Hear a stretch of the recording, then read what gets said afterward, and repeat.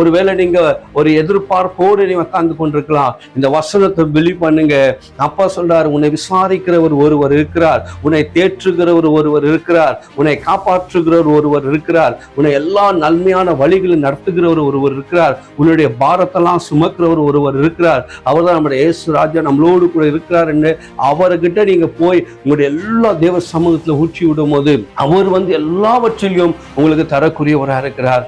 இன்னைக்கு நம்ம மனிதனை நாடி போகும்போது அவன் ஒரு நேரத்துக்கு மட்டும் தான் நம்மளுக்கு ஒரு ஆறுதல் சொல்லி அனுப்புவான். அது நம்மளுக்கு தெரியாது. ஆனால் தேவன் நம்மளுக்கு நிரந்தரமான ஆறுதலையும் சமாதானத்தையும் வர பண்ணுகிற தேவனா இருக்கிறார். ஒருவேளை உங்களோட வாழ்க்கையில இந்த பிரச்சனையிலேருந்து என்னால் வர முடியல, இந்த வேதிலேருந்து வர முடியலையா, அப்பா கிட்ட போய் சொல்லுங்க. அப்பா உங்களோட வசனம் இப்படி சொல்லுது, அப்பா என்னை விசாரிக்கிற ஒருவர் இருக்கிறார், என் வேதனைகள் எல்லாம் கண்ணீர்களும் ஆண்டவரே உம்மிடத்துல நான் வைக்கிறேன்னு சொல்லி நீங்க வைக்கும் போது உங்களுடைய காரியங்களை கர்த்தர் வைக்க பண்ணுகிறவராக இருக்கிறார்.